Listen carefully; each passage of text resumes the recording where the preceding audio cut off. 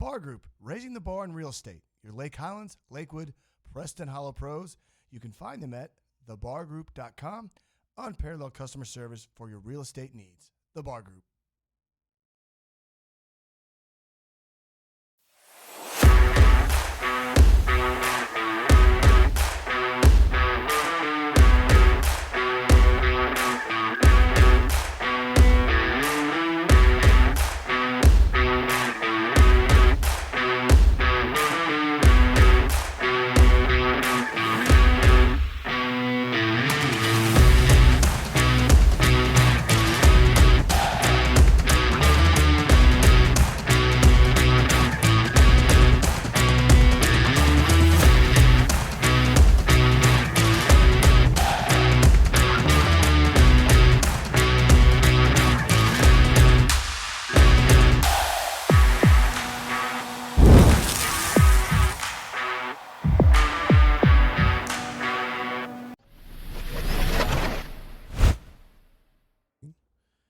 You guys are not going to believe what I got in store for you. Let's go.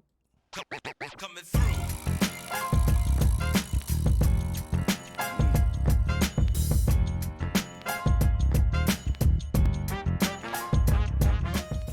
Oh, man, do we have a show today. Check this out. I got to get this out real quick. So tomorrow, August 5th, at Fret's damn it. Sorry. 3, 2, 1. Fret's Rec Center. We're with the Grandma Love. The Pickleball Show will be doing a mixer from 3 to 7 with indoor pickleball courts and instructors that I'm bringing, and we'll be doing a remote there, as well as talking about Grandma Love, which is a nonprofit organization that takes care of families when somebody goes down. Like I went down 8 years ago, and my wife was at the hospital every day, and they take care of their family while the spouse or the loved one's in the hospital while they need help. So that's called Grandma Love. Kudos to them. See you tomorrow. Lastly, you got to subscribe to this show here. Rob Leslie is doing a badass job trying to get this thing going. He tells me, he implores me, he yells at me to have you subscribe to the Pickleball Show with Curtis Reese on Instagram, Spotify, whatever else. My next guest, the most important part of the situation here, he's a Padel superstar. He's very intimidating. He's got an awesome accent like me. And his name is Mr. Ben Nichols. And right now I'm looking him up, and he says he is an author. He likes to tell the stories of all Padel players or facilities, and he's an author, and I believe he plays. But let's go straight to him. Ben, talk to us. What's up? Hey, Curtis. Thanks for having me on the show. I've heard lots about it and seen some good things, so I really appreciate it. My man. So I love that you're on. Thanks for coming on, man. It really means a lot because we're trying to get this. All right, I'm sorry. How do you say it? Padel or paddle? Hey, well, look, the jury's out on this one. Good. I say I'm a Brit. I say paddle. Yes. I've spent a bit of time here in the States, and there's a lot of padel going on, which I'm guessing is kind of using the Spanish intonation a bit and trying to bring a bit of flavor to it. So I think it's each to their own, right? But let's see where it settles. You heard it first from Mr. Ben Nichols. No, I'm not going to hold you to it, man. I think it's great. Well, typically this is called the Pickleball Show, but like I've been warning you guys, we're adding some Padel players, some Padel programming on here as well, and Ben's calling us and telling us. So, Ben, tell us the way of Padel. Tell us how, what, when, where. You tell us your story. Thank you. Well, I'll start with the sport. I'm sure we'll delve into kind of a little bit where I fit in, but the sport as a whole, it is a racket sport, needless to say. It is, to much of the world, it's a newish sport. So, we're working in two timelines here. So to the Spanish-speaking world, Spain, Latin America, South America, this sport's been around since the back end of the 60s, 70s. So this is whilst it's not a hugely historic sport, it's established, it's known, it's the number 2 sport in Spain after soccer. So it's going good guns in a lot of Latin countries, and yet for one reason or another, perhaps pandemic affected, where it was one of those sports you could do socially distanced, it suddenly had this lease of life in the English speaking world, I suppose. So it's getting to North America, we'll come to that, but in the UK, in a lot of Asia, South Africa, the Middle East, this sport has suddenly taken off, and it's growing pretty fast.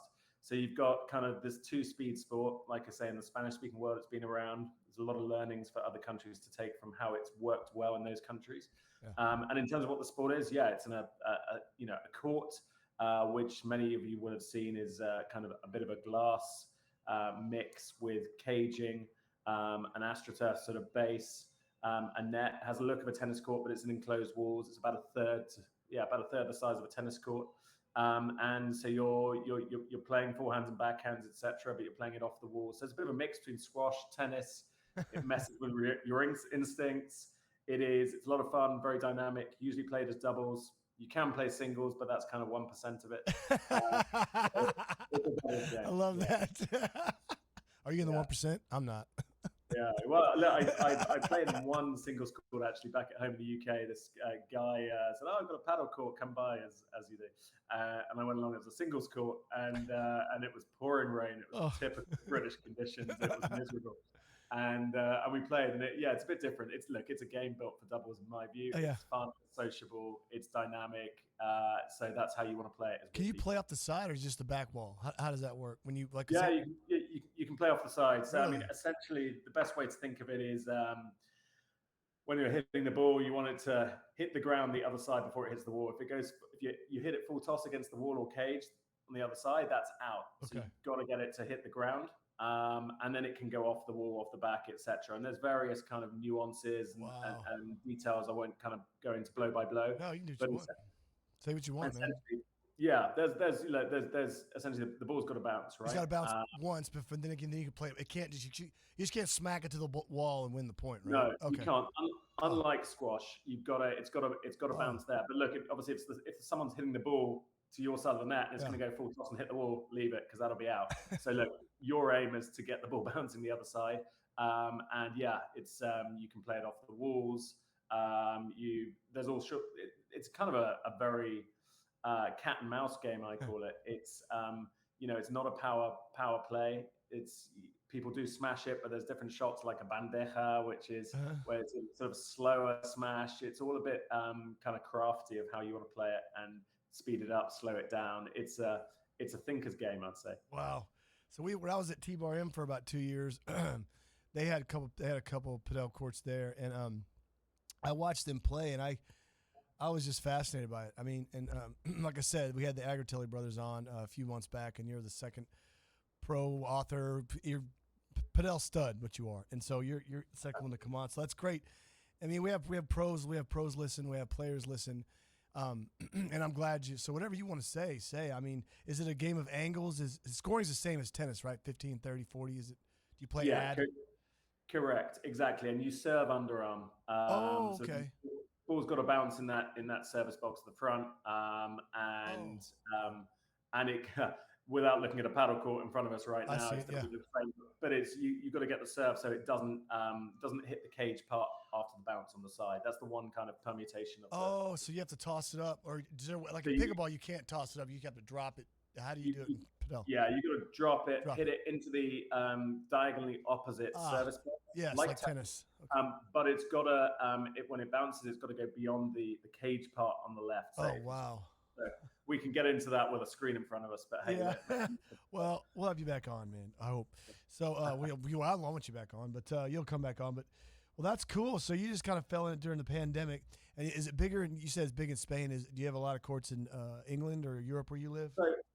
So look, there's where it's big. Look, it's big in South America. So it is huge in Argentina. It's big in Mexico. It's Brazil, a lot of South America, and it's the number 2 sport in Spain. So it's got second status after soccer participation, which is huge. That is massive. So look, there's courts everywhere in Spain. It's bigger than tennis. It's fully mainstream there.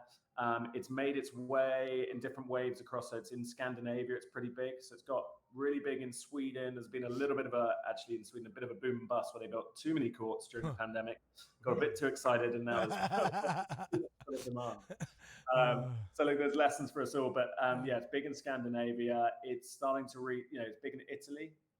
It's starting to reach parts of continental Europe and the UK. I would say UK, Germany, France are all moving at a similar speed. To give you an example, in the UK, which is a sports mad country, as you know, it's We've got, what have we got now? Probably pushing 300, early 300, 350 maybe soon. Courts predicted to be 400 by the year end. Wow. That doesn't sound like a lot, but Wow. given that a few years ago we were, barely at 100, to be honest, it's growing rapidly. And that's the curve of the graph is going to shoot up now. I love it. So it's all about getting planning permissions and site builds, and then everyone's on it, right? People know about Padel, and the courts are coming. So it's a bit like pickle in the States, I'd say. It's growing fast. And then you've got countries, across Asia, which love their sport. You've got Australia, who everyone knows they're mad about their sport, and they're just at the beginning of their journey. They've had the tennis governing body, Tennis Australia, has taken on Padel, so they've seen an opportunity. Similar to the UK, the LTA have taken on Padel, and they see an opportunity for both racket sports to work. Wow. And yeah, it's growing fast, and the infrastructure is gradually taking shape. But it's a startup industry, so there are mistakes made, there are people trying things. It's a wild west, but it's fun to be part of. Yeah, that's great. We're still catching up here in Dallas. We're kind of delayed. Another big city that's kind of delayed, and no disrespect to any communities. Atlanta's similar to that. I got some good friends that are there. I was playing out there a few months back with a good friend of mine, and it's similar. I mean, it's coming on, and people still don't really think it's going to be anywhere. And I mean, I go through it personally. People know me.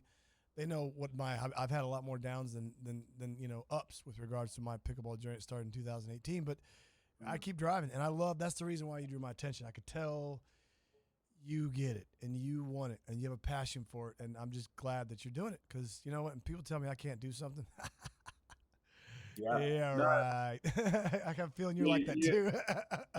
You and me both, Curtis. It's like you're gonna face some obstacles in the way. That's life, right? Come on. But, exactly right.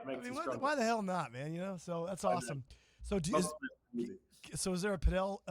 Sorry, say it one more time, man. How do you say it? Padel. I'm gonna say paddle, but say what you want. Paddle. There you go. Paddle. I mumble anyway, so whatever. So paddle. So do you endorse a certain brand? Is there a brand, or do you like all types of brands, or could you touch a little bit on that, or just so? Yeah, so where I fit into the jigsaw. So I played Padel first time was about 3 or 4 years ago. I was out in Dubai where my sister lives, and she was filling up she had a game of Padel planned. One person dropped out. I was in town. She said, "Oh, you used to play squash, tennis. You'll love this game." Wow. So I played it. The rest is history. I loved it. Came back from the UK. There was nowhere to play. It sucks. I hate when that happens. It's so difficult, right? Yeah. Anyway, so I kind of played it intermittently. I used to drive actually 90 minutes to go and play. I mean, that was the 90 minutes. Yeah, a joke, right? That's so awesome. But that's dedication. But I had fun. It is. That's right.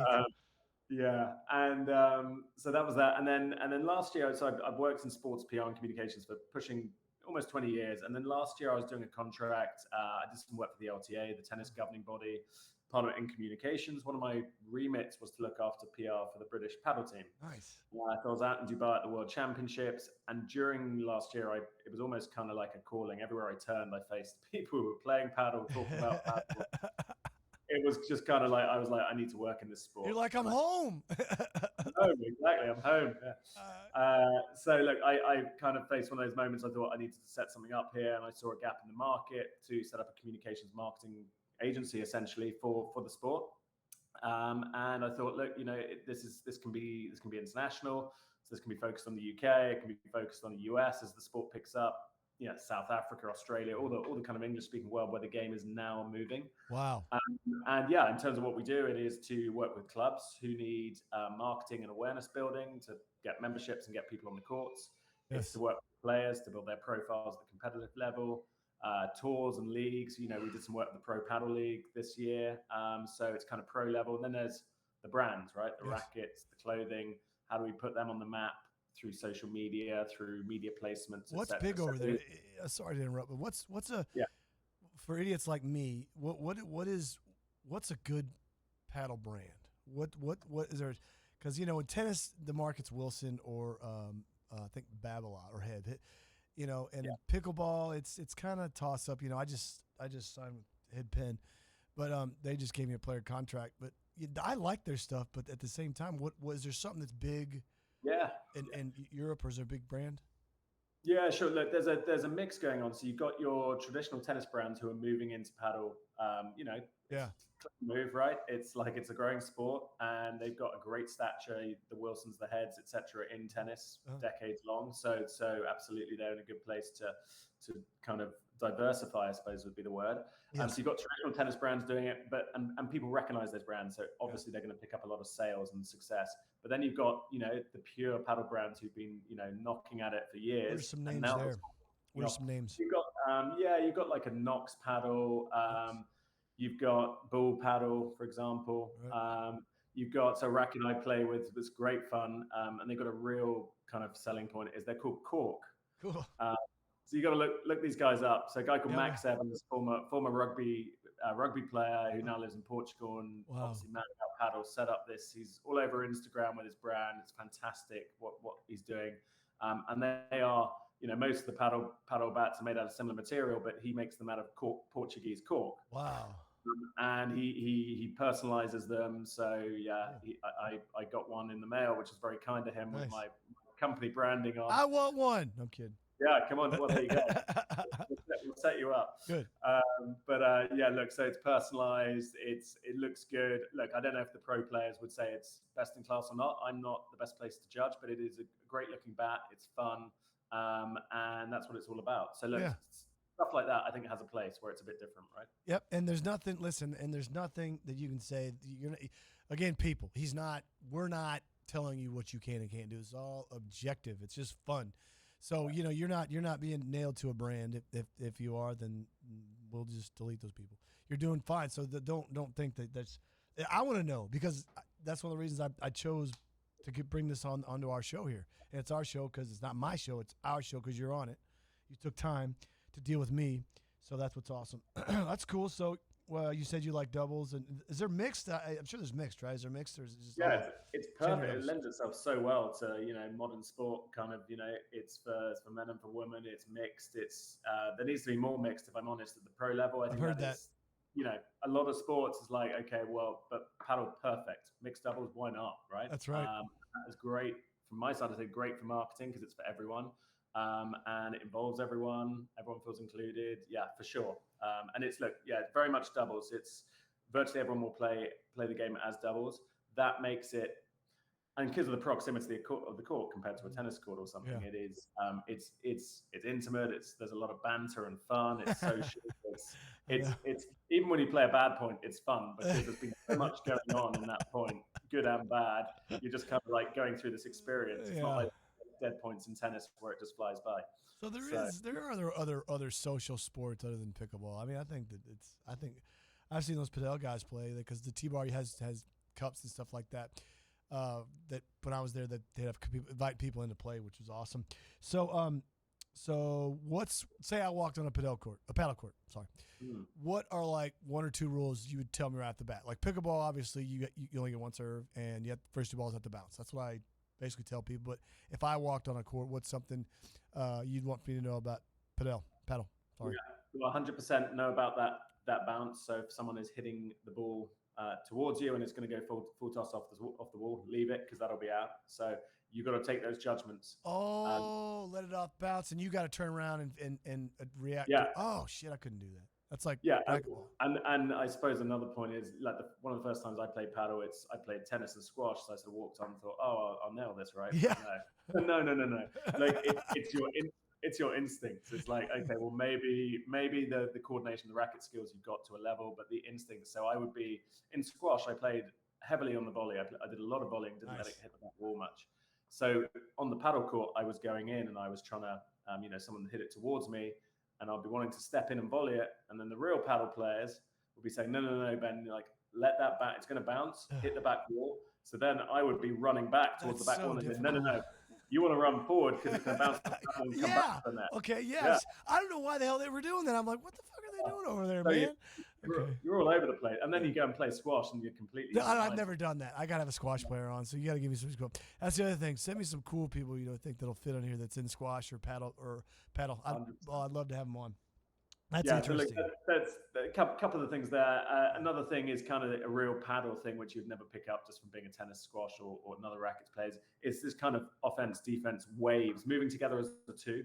So look, I don't know if you do that in pickleball much, but you're kind of like, if I'm serving and my partner is at the net, Yeah, I'm going to come into the net to join them, and if exactly. the ball is getting lobbed over us, one of us is moving back, both Yes. of us are moving back. So you're moving in waves, Yeah, and that was a real learning to me. I like So that. the little things. That's cool. That's the stuff I love to hear, and people are going to listen to that. I love it.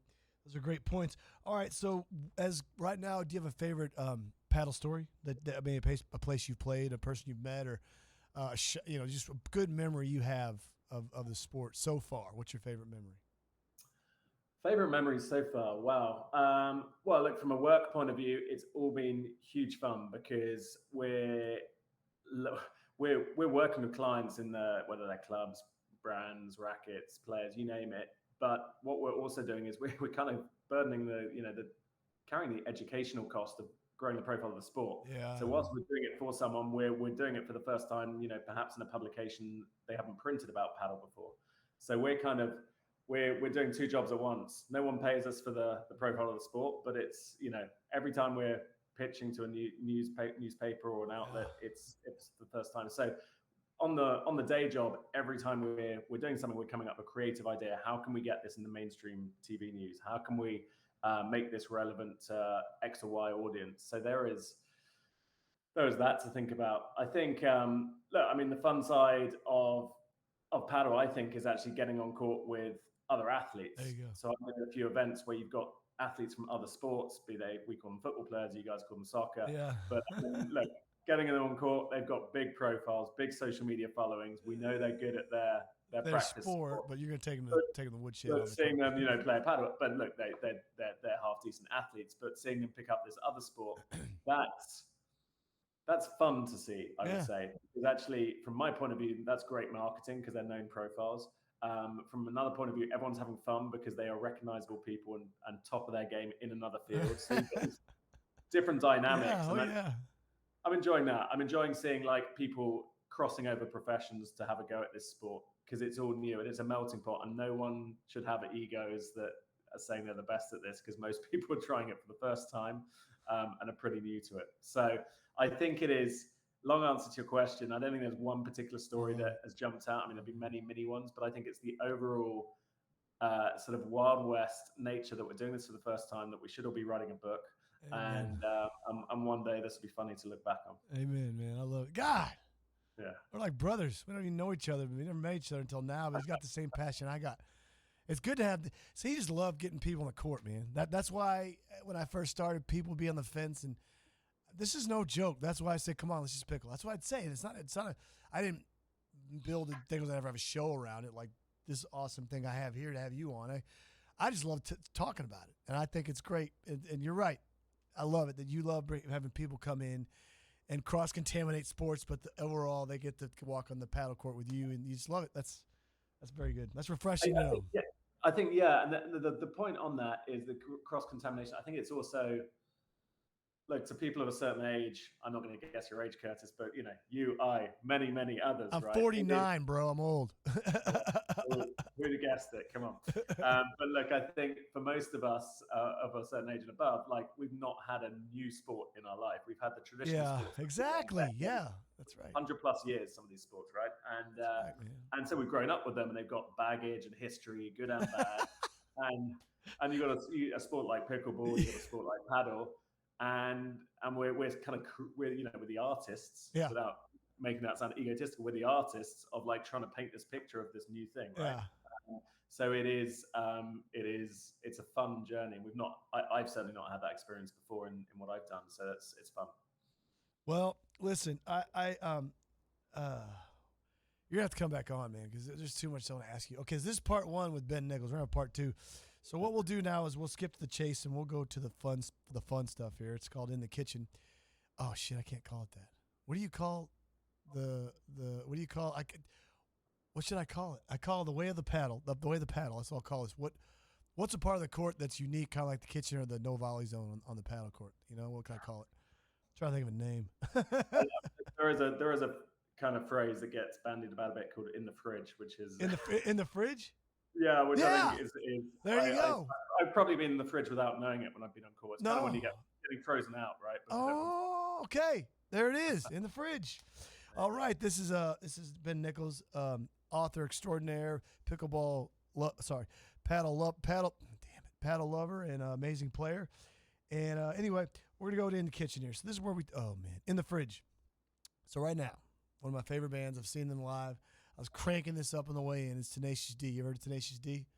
I do. Oh, there you go. And I was cranking up their self-titled album and Rise of the Phoenix, which I saw them in concert. And if you get a chance to see them, you got to see them in concert. So what are you jamming to?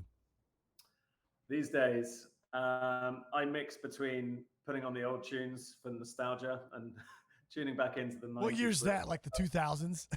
I mean, no, come on, it's mid-90s Britpop. There we go. And that was my era as a teen. Me too, bro. Right. But look, modern day, I'm loving Sam Fender. I don't know if he's made it here in the States. What's his name? Writer. Sam Fender. Sam Fender. Fender. Right. Yeah. He's doing some great stuff and playing that on repeat at the moment. To be honest, it's Sam Fender. We're gonna tag him on the show when we drop it for you. All right, so let's talk about your favorite movie. What's a favorite movie you have? Mine that I've watched recently with my wife and my now teenage sons is The Burbs that came out with Tom Hanks and Bruce Dern and back in 1988. It's hilarious. What's your favorite movie? I have not seen that. You got to see it. It's hilarious, man. It's got Tom Hanks. Yeah, well, it's got to be good. Top one. I think it's got to be. I think it's going to be Forrest Gump. To be honest. Yes. That's I have a top three, which is really hard when you put in this question. Oh, that's all right. You come back on. You tell us what you're watching that week. So, what's your favorite podcast? I've been addicted to the Unraveled on Discovery Plus because it talks about DNA and these one-off killers killing somebody. Like, it's really jacked up. It's like somebody kills somebody and then they get away with it, and then when they get their DNA gets linked to the death, they're like councilmen, they're outstanding citizens, and it's pretty jacked up. So I'm listening to that. What do you listen to podcast? Well, I'm gonna have to listen to that, but I'm gonna say Desert Island Discs. Desert Island Discs, which is it's a BBC radio show traditionally, but they've made it into a podcast show, and it is. Yeah, it's famous people coming on and playing the top few songs they would take away to a desert island if they were isolated in the desert island. Oh, that's cool. Weaving stories of their life within the show. Sounds like the bird sing them to us, isn't he? There is a bird singing in the background. That's all right. Southern California. What's your favorite sports team? Mine's the Chiefs. I'm from Kansas, and then I like the Mavericks and the Rangers and stuff like that. Yeah, favorite sports team is Nottingham Forest, who are a football team in England, and with a storied history. Look them up. Great history. Yeah. Won Europe twice back in the late 70s, 80s, and they've come back to the Premier League after 23 years in the doldrums. So it's happy days. Oh yeah. Okay. So who's your favorite paddle player, and what's your favorite paddle shot? Forgot to ask you that. Wow. Okay. Favorite paddle player. I'm going to give you a boring answer and say it's probably one of the number one players, Juan LeBron, or Ale Halan, who are sponsored by Red Bull as well. So they are big sponsored players, big profiles, doing very well at the top of the game. Nice. It's. Do you guys have a favorite pet? Favorite pet? We got 2 dogs. They're crazy. Chief and Gus. That's what we call them. Yeah, I don't know. God, pets. No, I haven't had a pet for years. I mean, probably I do get nagged by my daughter to get a dog. You got a daughter. I got a daughter. Exactly. Maybe a puppy. Maybe it's a Labrador or a retriever. There you go. Well, hey, what's something that somebody knows about you that's funny? I'll tell you what I did. I had a little time off, which is very rare, and I fell upon Transformers, the original that came out when I was like 6 or 7 or 8, whatever. And next thing you know, 3 hours in, my boys are watching with me, and I got the dumb face. Hey, so I watched Transformers. Do you know? It's kind of work related, but it was. So I in my former life, I worked for the World Anti-Doping Agency, organization called WADA, who were Did you bust Lance? Well, not personally. That was kind of just as I arrived, but I'm That's your story, man, right there. I got a better one. No, but Okay. it's when I was there, I was looking after media for the company, and it was the whole Russian doping saga, the state-sponsored doping. Wow. And anyway, there was a long story short. There was a movie made called Icarus, which won an Oscar. Oh yeah. Got to go and see. Yeah. And I got sent by the company to go and see the premiere in where was it? It was down in Utah, Park City. Can't remember the name of the festival. Yeah, and I was there, and I was suddenly watching, knowing it was about the company I worked for, because the story was about Russia and anti-doping, and lo and behold, halfway through, suddenly I hear a voice, and I'm like, hey, that's my voice, and they used my voiceover for the film. Shut up! Are you serious? Yeah. Oh, what? That's cool. And then I looked 10 minutes later, and I was in shot there, and I played a cameo, right? But and I had friends back home saying, "Hey, you're in this movie," and I said, "Yeah, won an Oscar, but I didn't get royalties, you know." So tell me you got a card. You can tell me you got a SAG card. It was one of those funny moments. That's cool. So you're in the movie of cars. Okay. It was fun. Yeah. Well, look, I mean, I don't know what else to tell you other than the fact that it's been an amazing journey and a story here. And are you on Instagram? Let me see. You on Instagram? I am. So there's a couple of places you can follow. We're gonna do it right now. There's my company, Padel 22 Global. Or there is. Was it dash 22? Dash 22. Padel 22 Global. Padel 22. Padel 22. Was it global? Yeah. And what's the other one? And then there's the Padel PR, which is my personal one. Padel PR. Padel PR. Where's it at? There you go. I can't find it. Padel PR, PADD / The Padel PR, all one word. Oh, the Padel PR. Okay, we're recording this. I don't care. The Padel, because don't block me. The Padel. You're accepted. Say it one more time. The Padel PR. All right, there it is. Cool. So, are you on Instagram? Are you on YouTube? Yeah. On YouTube? Instagram, not on YouTube. Just both Instagrams. Pretty active on LinkedIn, being the whole business side of things. Good. And I forgot to tell you, I'm speaking to you from Southern California, where I'm playing a bit of paddle at a club here. And what club is that? Club Tactica Padel. They're great. Nice. They are the big operators here in California. They're going to be growing. Send us some pictures and stuff, or some videos. We'll add them to shorts and stuff to the channel, which you're going to subscribe to when you get bored tonight. All right, look, I really appreciate you coming on, Ben. You've been great, man. I'm serious.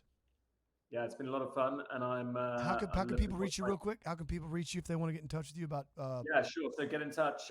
Email. It's ben@padel-22.com. Ben@padel-22.com. Or via Instagram, Padel22 Global, or the Padel PR. And look, Curtis, I'm looking forward to getting on the pickleball court next week. Actually, up in Newport Beach. Okay, listen. Yeah. Okay. We'll be in touch next week. Yeah. Send me videos of that stuff. But all right, cool. Well, I can be reached Curtis at ReeseRacketSports.com. Or you can just type in Curtis Reese, then pickleball, and something will populate on the World Wide Web. But anyway, well, that's all we got for today with our paddle extraordinaire and author Ben Nichols. All right, brother, we're out of here. Peace. Coming through. Good, man.